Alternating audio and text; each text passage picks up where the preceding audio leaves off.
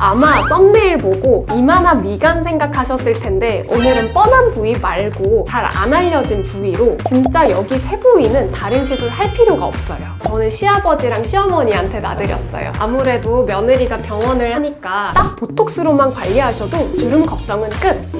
아니 진짜로 보톡스가 효과는 좋은데 가격은 싸잖아요. 물론 너무 싼 건 보톡스일 가능성이 있죠. 그리고 맞으라고 하는 병원은 그냥 나오시면 되고요. 실명됐다? 얼굴을 아예 못 움직인다? 이런 부작용 말씀하시는 분들 다 잘못된 부위에 잘못된 용량으로 맞으신 거죠. 오늘은 사람들이 잘 모르는 보톡스 꿀포인트 알려드릴게요. 첫 번째로 안녕하세요. 거침없는 현아쌤입니다. 원장님도 혹시 보톡스 맞아보신 적 있으세요? 저는 한 25살 넘었을 때부터 꾸준히 챙겨서 맞았던 것 같아요. 어디 맞으셨어요? 저는 이마랑 미간은 항상 꼭 맞고 있고요. 그리고 필요하다면 콜에도 보톡스를 맞을 때도 있어요. 원장님 환자분들도 네. 혹시 많이 맞으러 오세요? 저희 병원은 리프팅을 좀 많이 하는 병원이긴 한데 보통 리프팅 시술로도 주름은 완벽하게 펼 수가 없기 때문에 리프팅을 할 때 주름 보톡스나 스킨 보톡스를 같이 많이 병행하고 있습니다. 근데 보톡스를 맞아도 효과를 못 봤다는 분들도 많으시더라고요.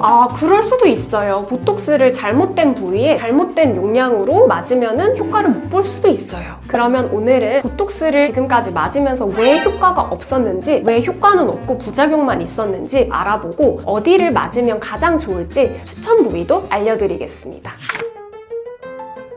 원장님, 보톡스가 왜 이렇게 인기가 많은 걸까요? 보톡스가 아무래도 싸고 가성비가 좋아서인 것 같고요. 그리고 약간 따끔하긴 하지만 많이 아프지도 않아서 시술 시간도 짧아서 많이들 좋아하시는 것 같아요. 보톡스를 맞으면 일단은 근육이 수축을 못하게 되니까 주름이 깊어지지 않아요. 그래서 주름이 안 생기니까 어려 보이고 동안처럼 보이니까 좋은 것 같아요. 근데 원장님 말씀만 들었을 때는 보톡스 너무 좋은 것 같은데 네네. 보톡스에 대해서 사람들이 부작용도 많다, 뭐 네. 내성도 있다 이래서 좀 네, 꺼려하는 네, 네. 분위기도 있잖아요. 네. 근데 이게 정말 진짜일까요? 보톡스 내성은 꾸준히 보톡스를 맞았을 때 더 이상 보톡스 효과가 나오지 않는 경우를 뜻하는데요. 내성이 있는 경우도 있기는 한데 의사도 내성을 보는 경우가 굉장히 드물기는 해서 미리부터 저는 걱정할 필요는 없다고 생각하고요. 보톡스도 너무 과도하게 많은 양을 자주 맞으면 내성이 생길 확률이 올라가는 건 사실이긴 한데 일반적으로 우리가 피부 미용 목적으로 쓰는 보톡스 용량은 굉장히 소량이어서 너무 걱정하실 필요는 없습니다. 그래서 실제로 자주 맞으시잖아요. 그리고 실제로 자주 맞습니다.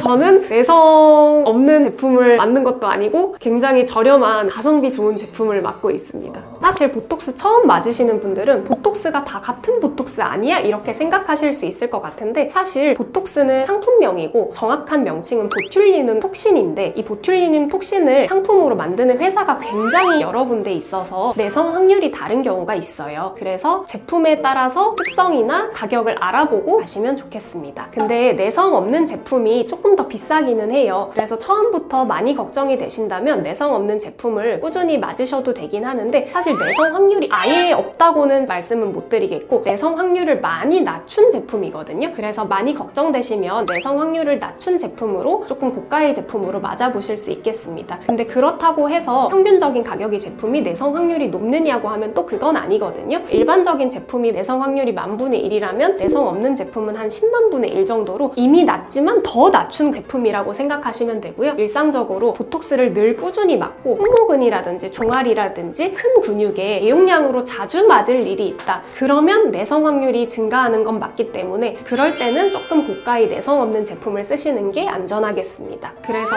아무 병원이나 가셔서 추천받은 대로 아무 부위에나 다 맞으시면 안 돼요. 꼭 1대1로 의사와 상담하시고 보톡스를 맞는 것을 추천드립니다. 저희 병원은 제가 1대1로 모든 분들을 제가 다 직접 상담을 하고 있어서 고객님들이랑 조금 더 편하고 긴밀한 소통이 가능한 것 같아서 좋습니다. 원장님 보톡스 좋은 건 알겠는데 네. 어디에 맞아야 될지 잘 모르겠어요. 맞을 수 있는 부위가 워낙 많기도 하고 자칫 과하게 맞으면 표정이 좀 어색해질 수도 있어서 많이 고민하셨을 것 같아요. 이렇게 보톡스 어디 맞아야 될지 잘 모르시는 분들에게 오늘 어려지는 보톡스 딱 3부위 알려드리겠습니다.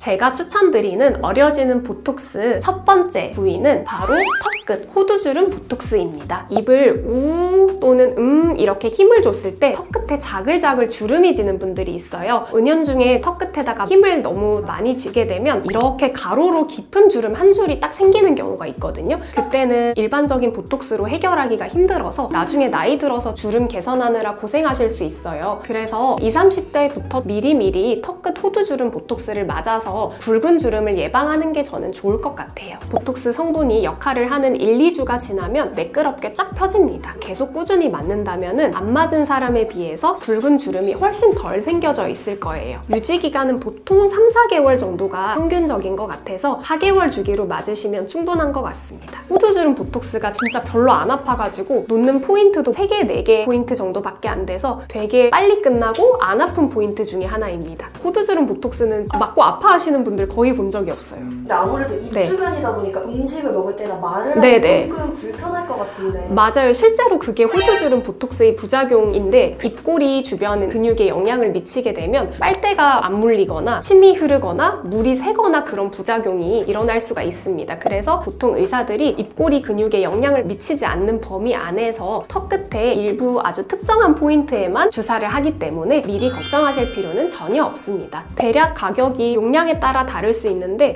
보통 한 2만 원대에서 5만 원대 선에서 책정되는 경우가 많습니다. 왜냐면 턱 끝이 용량이 많이 필요한 부위가 아니라서 다른 보톡스보다 오히려 저렴할 거예요. 여기가 좀 심해요. 톡스만으로 그게 되나요? 만약에 턱끝 볼륨이 너무 없고 잔주름이 자글자글할 때는 보톡스뿐만 아니라 턱끝 필러를 같이 하시면 턱끝 필러가 볼륨을 탱탱하게 잡아주기 때문에 턱이 굉장히 생기 있어 보이는 예쁜 턱 모양을 만들 수가 있고, 턱끝 주름 보톡스는 잔주름을 펴주고 주름을 안 생기게 하기 때문에 예쁜 턱 모양이 조금 더 탱탱하게 반짝반짝거리는 그런 효과를 내줍니다. 그리고 턱 필러의 이동을 방지하기 때문에 장기적으로 턱 필러의 모양을 예쁘게 오래 유지해줄 수도 있습니다. 필러는 어쨌든 외부 물질이기 때문에 근육이 너무 수축하거나 외부에 압력이 있으면 처지거나 눌리거나 이동을 할 수 있는 가능성이 이론적으로는 있어요. 근데 이럴 때 보톡스를 함께 맞게 되면 필러가 이동할 가능성이 확 줄어듭니다. 턱끝 볼륨이 너무 없거나 턱뼈가 너무 발달하지 못한 경우, 턱뼈가 너무 작은 경우에는 턱끝 필러랑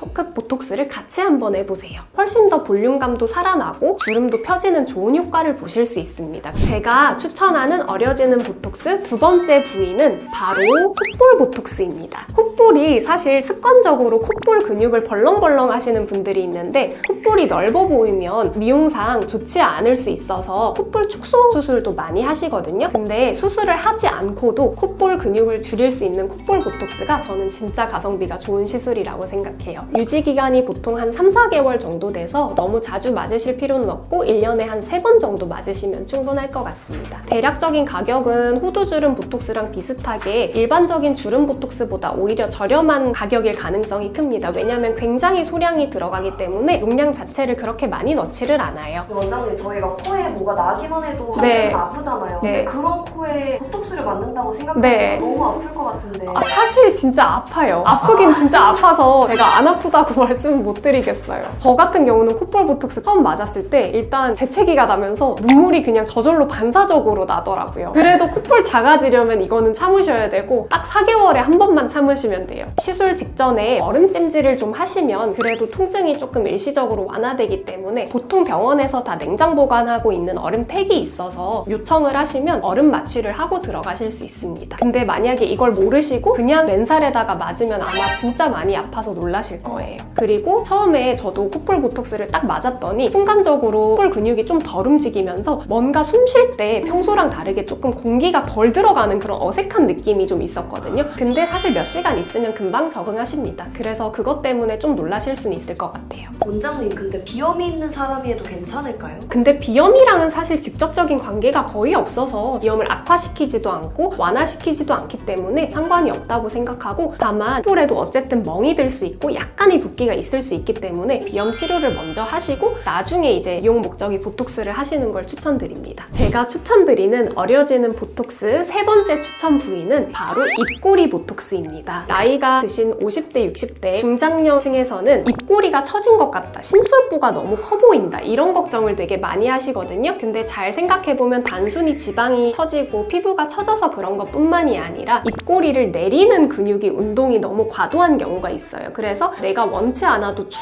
처져서 우울한 인상을 보일 때가 있거든요. 입꼬리가 아주 드라마틱하게 올라가는 건 아니지만 입꼬리가 떨어지려고 하는 근육의 힘이 약화되기 때문에 입꼬리가 덜 내려가는 효과가 있고, 장기적으로 꾸준히 맞게 되면 우울한 인상이 개선되는 효과가 있습니다. 그래서 맑고 생기 있고 어려 보이는 인상으로 변하고 싶으시다면 저는 입꼬리 보톡스 추천드립니다. 저는 시아버지랑 시어머니한테 놔드렸어요. 아무래도 며느리가 병원을 한다고 하니까 친구들이 자꾸 만나면은 얼굴을 많이 쳐다본다고 하더라고요. 그래서 조금 신경 쓰이신다고 하셨는데 입꼬리 보톡스 하나로 조금 더 뭔가 좋은 일 있어? 이런 소리 듣고 하시니까 되게 좋아하셨던 것 같아요. 가격은 입꼬리 보톡스도 용량 자체는 굉장히 적게 들어가는 부위여서 일반적인 주름 보톡스랑 비슷하거나 오히려 더 저렴할 가능성이 있는데, 입꼬리 보톡스는 정교하게 어떤 특정 포인트를 놓지 않고 조금만 벗어나면 빨대에 무는 힘이 약화된다던가 발음이 샌다던가 하는 부작용이 생길 수 있어서 의사가 보통은 주의해서 정확한 포인트에 놓으면은 보통은 안전하게 입꼬리가 올라가는 시술로서 그런 부작용은 잘 생기지 않기 때문에 너무 걱정하실 필요는 없습니다. 그래서 시술자의 손을 타는 시술이고 조금 정교한 시술을 요하는 부위라서 어떤 병원에서는 이거를 특수 부위라고 생각해서 조금 가격을 더 받는 경우도 있으니까 가격도 그렇고 시술자가 경험이 충분히 있는지 알아보고 가시는 게 좋을 것 같습니다. 통증은 입꼬리 보톡스는 그렇게 심한 편도 아니고 그냥 딱 보통인 것 같아요. 그래서 그냥 누구나 얼음 찜질하고 하면 무난하게 다 맞으실 수 있는 수준입니다. 저는 사실 지금은 입꼬리가 처지지 않았지만 노화를 예방하는 차원에서 미리 맞는 편이에요. 그리고 입꼬리 처짐이 신경이 많이 쓰이는데 입꼬리 보톡스만으로는 효과가 좀 부족할 것 같거나 빨리 개선하고 싶은 분들은 온다 리프팅이나 셀프 리프팅 같은 거를 입꼬리 보톡스랑 병행하시기를 추천드리긴 합니다. 아무래도 피부랑 지방이 처져서 생기는 입꼬리 처짐도 있기 때문에 피부층이랑 지방층을 탄탄하게 당겨주면서 입꼬리 보톡스까지 맞으면 훨씬 입꼬리가 올라가는 효과가 크실 거예요. 둘 중에 하나라면 저는 아무래도 큰 부작용이 없으면서 효과도 좀 빨리 나오는 편이라 세르프가 조금 더 좋을 것 같아요. 제가 알려드린 세르프 리프팅은 보통 1년에 2번 정도, 6개월에 1번 정도만 챙겨서 하셔도 좋습니다. 그래서 세르프 리프팅 1번 할 때 입꼬리 보톡스는 2번 정도 생각하시면 좋을 것 같아요. 오늘은 어려지는 보톡스 세 부위에 대해서 알아봤는데요. 피부과 입문 시술로 보톡스를 생각하고 계신 분들이 많으셨을 텐데요. 사실 보톡스가 되게 대중화되긴 했지만 아직도 되게 무섭고 어색하신 분들 많으셨을 거예요. 제 이번 영상이 보톡스에 대해서 고민하셨던 분들, 보톡스가 궁금하셨던 분들께 도움이 되기를 바랍니다. 물론 주름은 생기기 전에 보톡스로 예방하는 게 가장 좋긴 하지만 이미 생긴 주름도 보톡스로 충분히 관리하면서 더 깊어지지 않게 만들고 일시적이지만 매끄럽게 펼 수가 있거든요. 그래서 이미 주름이 있는 50대, 60대, 70대 분들도 결코 늦지 않으셨다는 걸 기억해 주셨으면 좋겠습니다. 앞으로 거침없는 현아쌤이 시술 정보뿐 아니라 홈케어 정보도 자세하게 알려드릴 테니 많은 관심 가져주시면 감사하겠습니다. 이번 영상이 도움이 되셨다면 구독과 좋아요, 알림 설정 부탁드립니다. 그럼 저는 다음에 더 유익한 영상으로 찾아뵙겠습니다. 할 말은 하는 거침없는 현아쌤이었습니다.